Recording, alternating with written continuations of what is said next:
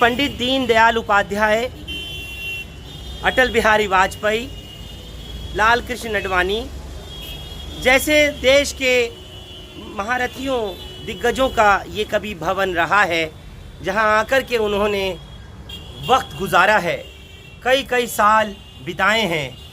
ये भवन जो है अजमेरी गेट पुरानी दिल्ली का इलाका है, नई दिल्ली रेलवे स्टेशन के पास, जहां से कि सिविक सेंटर, ये इमारत आप देख रहे हैं, नॉर्थ और साउथ एमसीडी का जो थ्रोन है वो बिल्कुल इसके बिलमुकाबिल है, सामने है।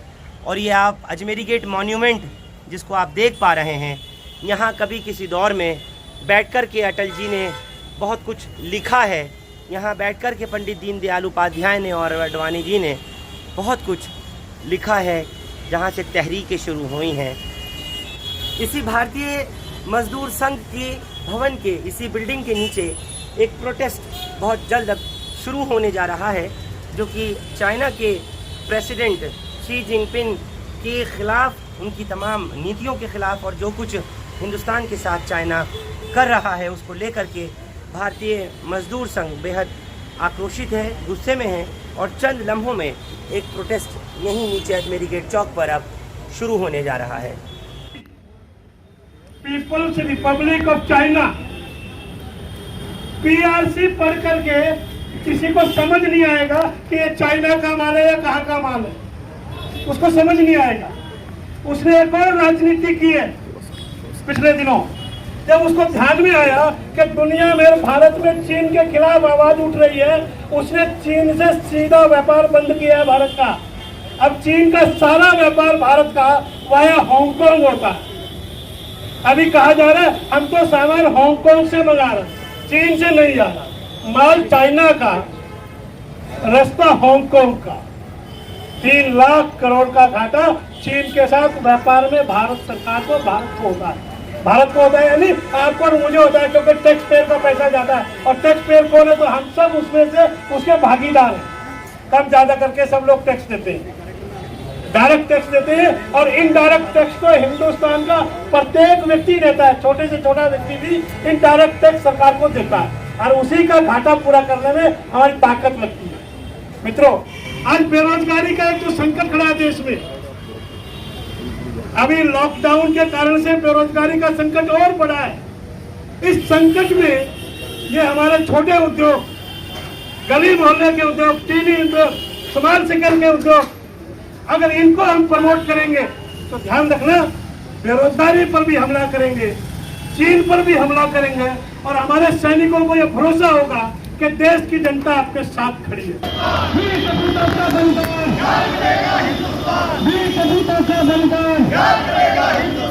चाइना हो बर्बाद, हो बर्बाद, हो बर्बाद, चाइना हो बर्बाद, हो बर्बाद, हो बर्बाद।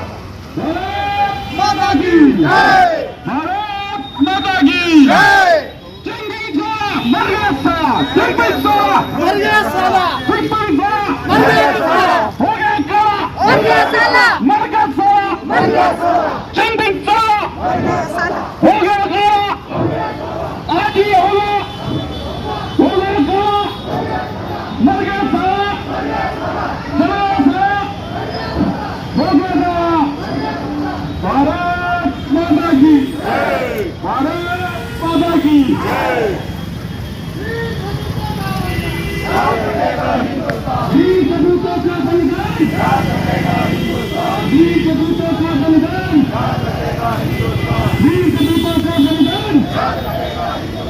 डूबे हुए रुस्तम की तरह से मुंह में राम, बगल में छुरी वाली हालत है कि अभी चीन ने 2 काम किए।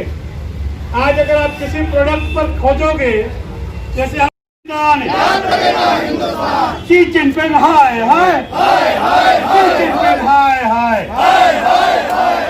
शी जिनपिंग मुर्दाबाद, मुर्दाबाद, मुर्दाबाद, मुर्दाबाद, मुर्दाबाद, मुर्दाबाद, मुर्दाबाद। चाइना हो बर्बाद, हो बर्बाद, हो बर्बाद, चाइना हो बर्बाद, हो बर्बाद, हो बर्बाद, चाइना हो बर्बाद, हो बर्बाद, हो बर्बाद। भारत माता की जय, भारत माता की जय, माता की वीर सपूतों का बलिदान, वीर सपूतों का बलिदान, याद करेगा हिंदुस्तान, वीर सपूतों का बलिदान याद करेगा हिंदुस्तान, वीर सपूतों का बलिदान याद करेगा हिंदुस्तान, वीर सपूतों का बलिदान याद करेगा हिंदुस्तान, वीर सपूतों का बलिदान याद करेगा। माता की जय, भारत माता की जय।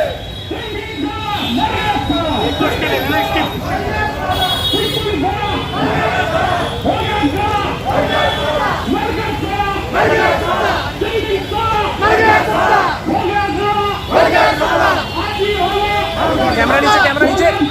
मर गया कुत्ता, मर गया साला, मर गया कुत्ता, मर गया कुत्ता, मर गया कुत्ता, हो गया साला। मर गया कुत्ता। भारत माता की जय।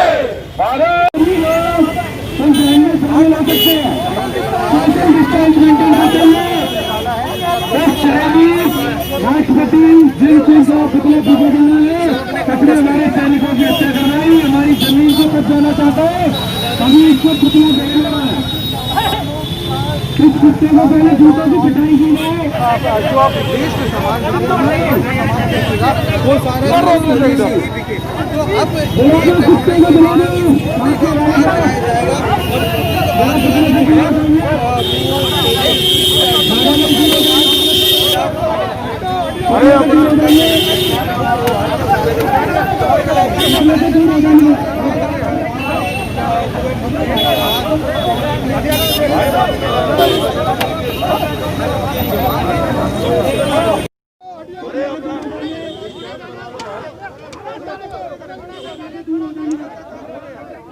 कैमरा नीचे।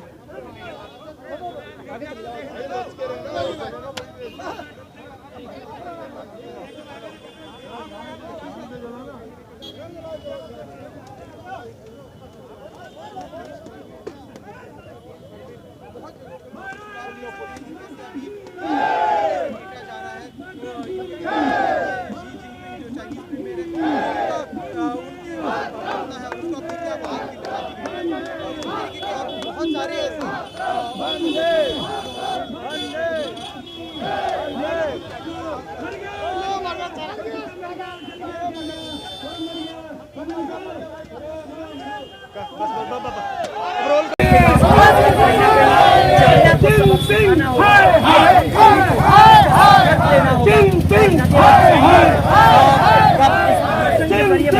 बाजार में रहकर सामान है उसका बहिष्कार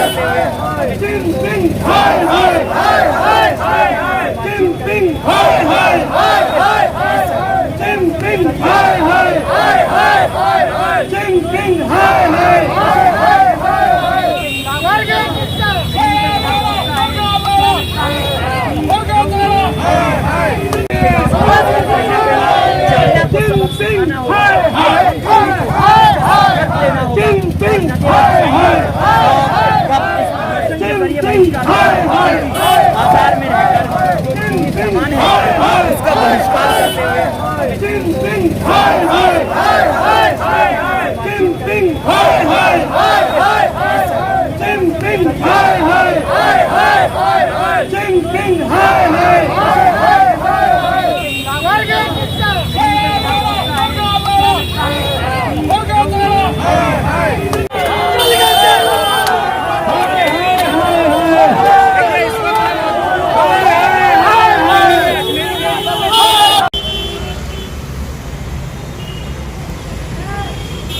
पुरानी दिल्ली के सबसे ज़्यादा भीड़ और व्यस्ततम इलाकों में से एक ये नई दिल्ली रेलवे स्टेशन के पास का अजमेरी गेट का इलाका और एक लंबा इतिहास रहा है इस भवन का जहां मैं इस वक्त खड़ा हूं।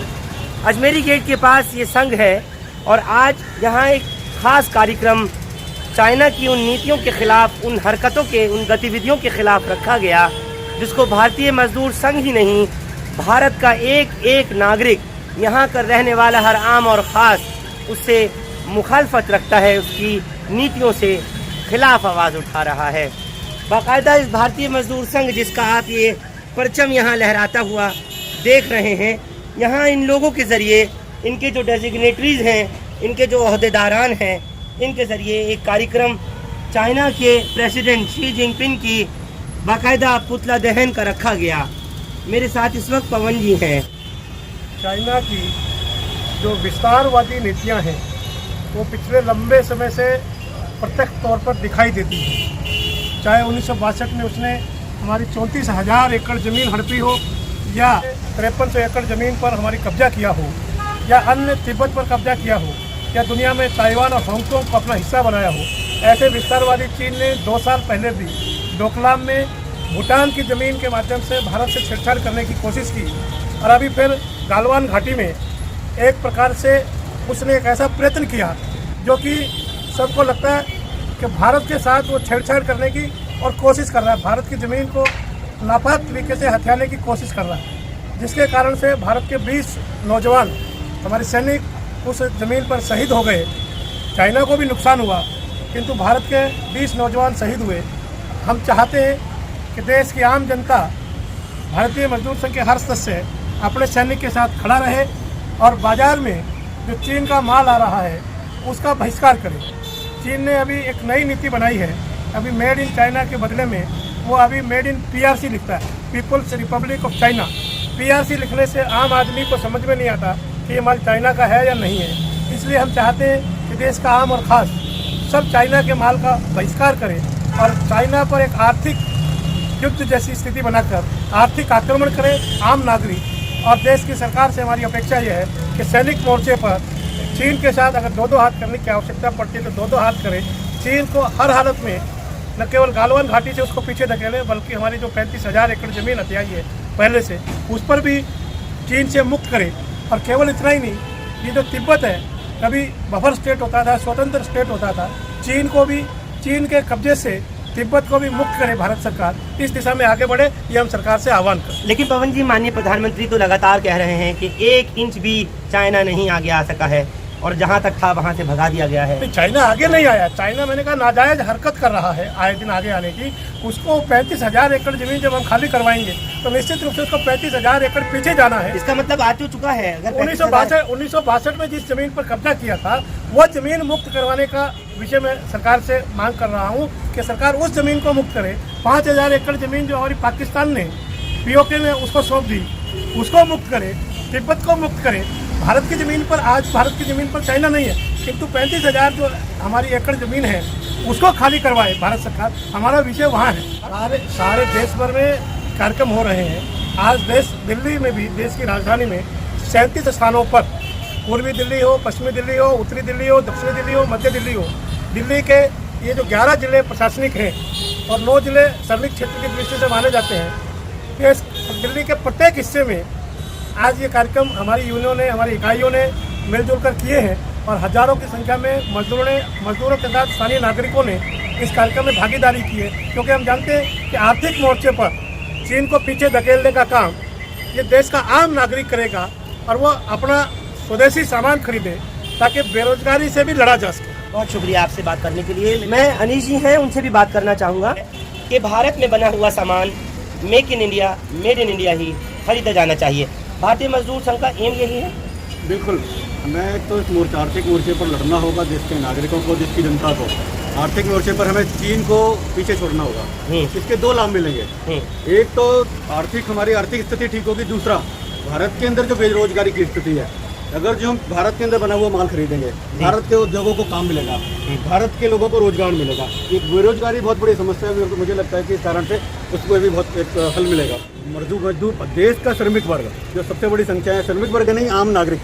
चाइना के मामले में भारत की सरकार के साथ खड़ा हुआ है, सेना सीमा पर लड़ेगी और भारत का हर नागरिक देश के अंदर रहकर के चाइना के खिलाफ, राष्ट्र के हित के अंदर, उद्योग के अंदर लड़ेगा चाइना से।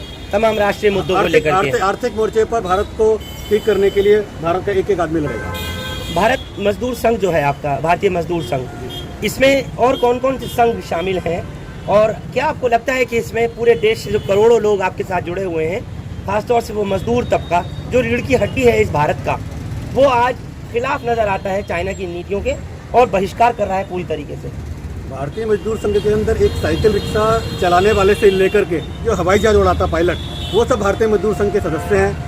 बैंक हो, डिफेंस हो, रेलवे हो, पोस्टल हो, या फिर एक अनुग्रहित सेक्टर, असंगठित क्षेत्र में काम करने वाला मजदूर हो, रिक्शा चालक हो, रेहड़ी पटरी वाला हो, ये सब भारतीय मजदूर संघ के सदस्य हैं। आज भारतीय मजदूर संघ का प्रत्येक सदस्य प्रतिबद्ध है चाइना के खिलाफ स्वदेशी को बढ़ावा देने के लिए, और इस मोर्चे पर भारत का एक एक नागरिक, एक एक मजदूर इस मामले में सरकार के साथ है। ये बिल्कुल रोकनी पड़ेगी, इसके बिना कोई रास्ता नहीं है, कोई चारा नहीं है। सरकार को हम एकदम बिल्कुल प्रतिबद्ध होना पड़ेगा सरकार को कि किसी भी हालत में चाहे कुछ भी करना पड़े, पीछे नहीं हटना सरकार को। चलिए, बहुत बहुत शुक्रिया आपका। तो यानी एक वो टाइम की जिसमें कि मुंह तोड़ जवाब देने का वक्त सरकार के पास में आए तो उससे चूकना भी नहीं है। भारतीय मजदूर संघ हो या कोई भी यूनियन हो, दिल्ली की या देश की, एक ही बात कहती आ रही है कि अगर भारत की सीमा में दाखिल होने के बाद ऐसी कोई गतिविधि करता है कोई दुश्मन, आंख उठा करके भी देखता है, तो हिंदुस्तान की सरकार को, मौजूदा मोदी हुकूमत को कम से कम उसकी आंख फोड़ने का पूरा दमखम जो रखती है रखना चाहिए, करके दिखाना चाहिए।